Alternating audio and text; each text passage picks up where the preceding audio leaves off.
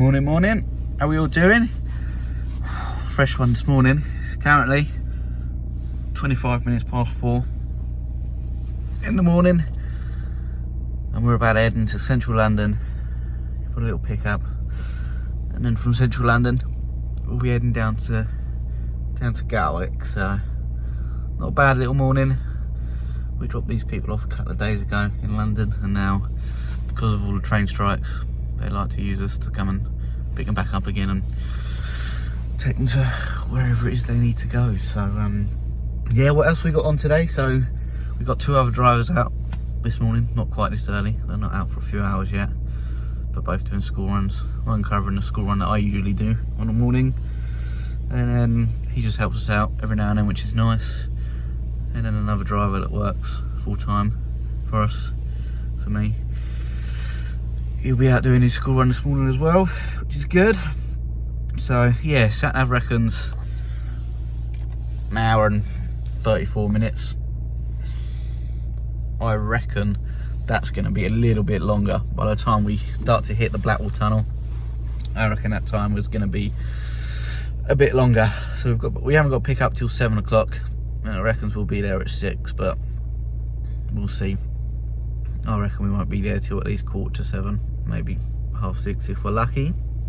So yeah, in this video I'm also going to explain why I think this little, not need to see much, this little Peugeot 308 could be one of the best taxis to buy, particularly if you're starting out in the game.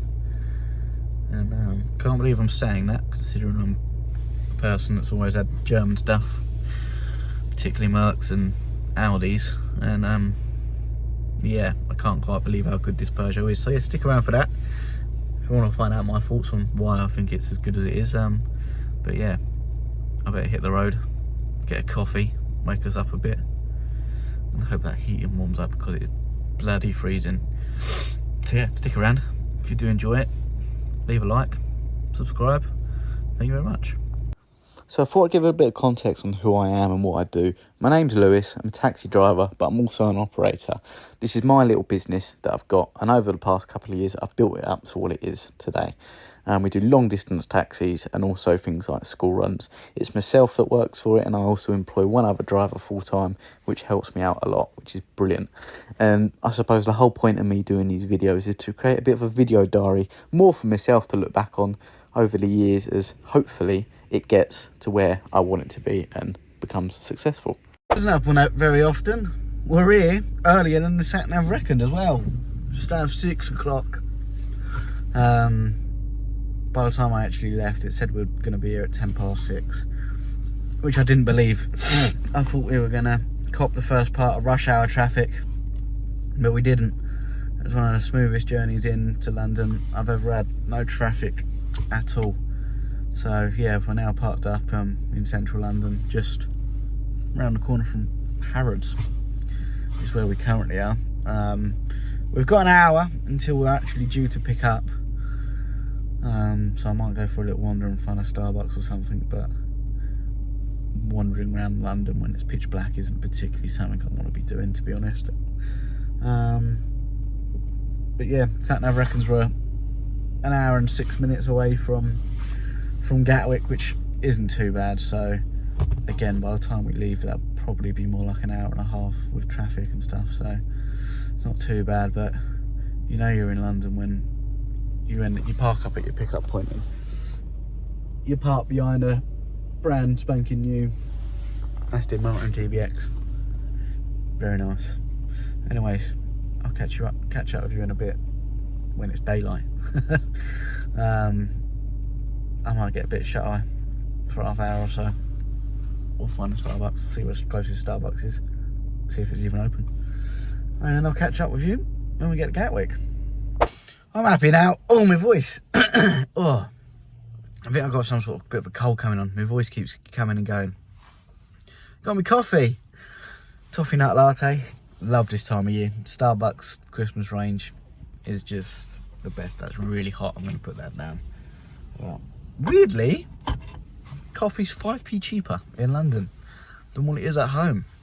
worked that one out. I thought it'd be more expensive, but yeah, I don't know how people can live in London. I fucking hate London. It's a horrible place. It's just so busy. Just never ever sleeps. But it does look pretty nice at Christmas. All the lights. I walk past. I'm near Harrods, but more. I'm just behind the Ritz. Is where we are. And I walk past the Ritz to get to Starbucks, and that's all decorated with all Christmas lights and stuff. I've just seen there's a Christmas. I don't know how well you can see up here. I can't point very well. Christmas tree on the balcony. It's pretty cool.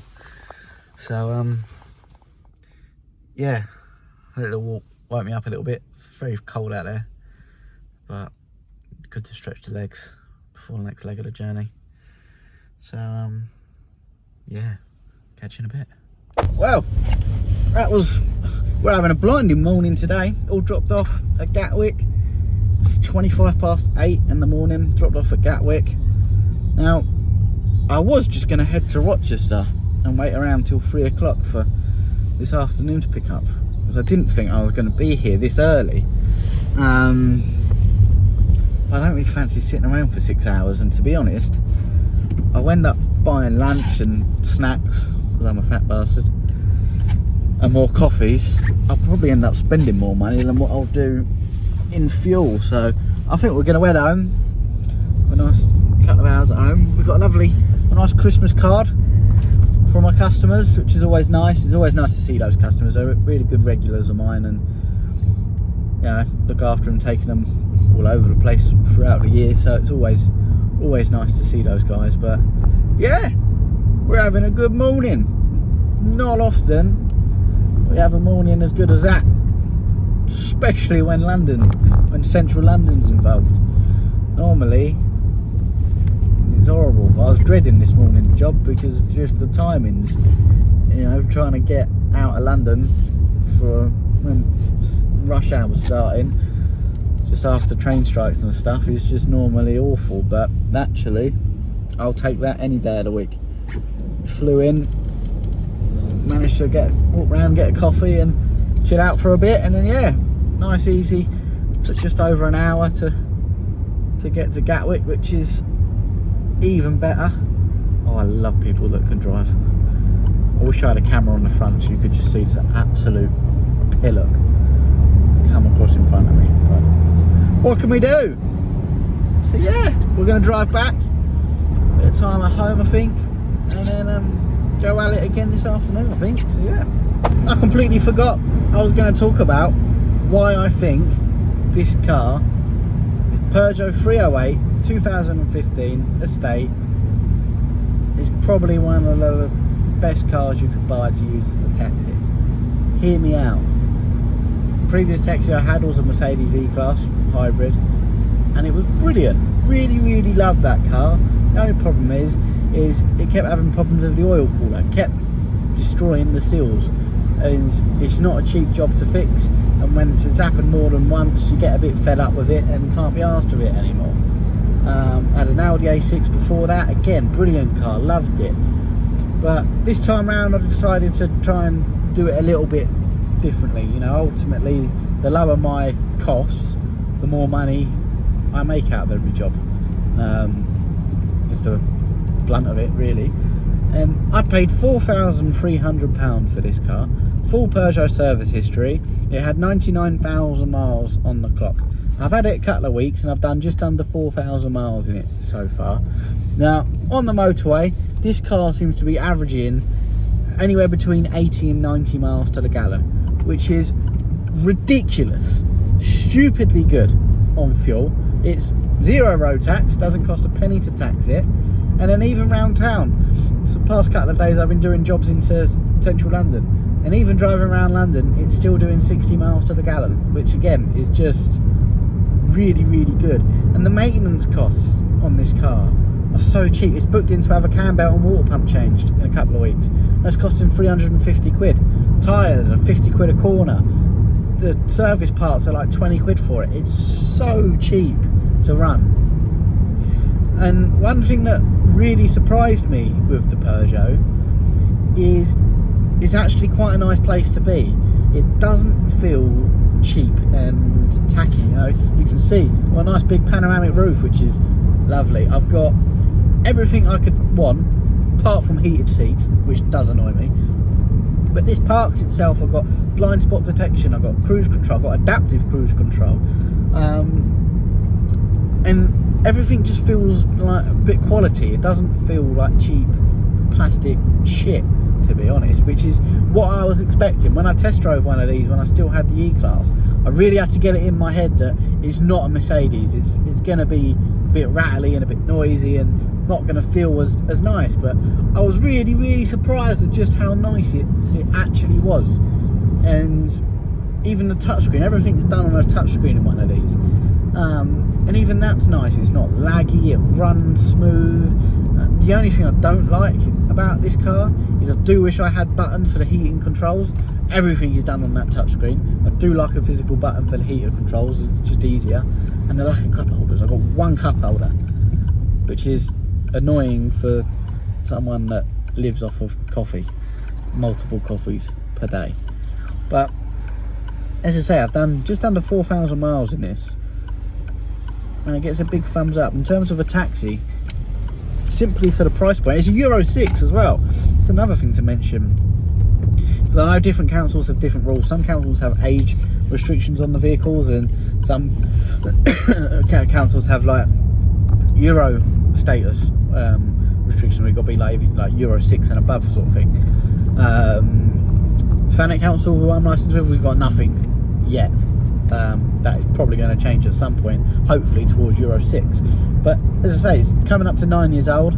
It's Euro 6, £4,300, 80 miles to the gallon all day long, 0 road tax, cheap to maintain. I mean, it's ticking all the boxes for a taxi, surely.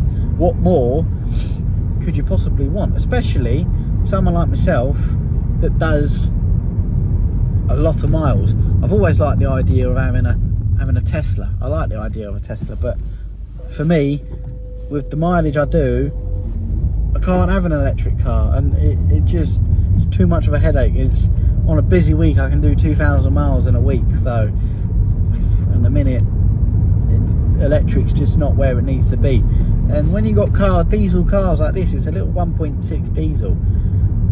Don't get me wrong, you're not going to be setting lap records in it, that's for sure, but it sits comfortably. Cruise control, 70 miles an hour, it's very comfortable.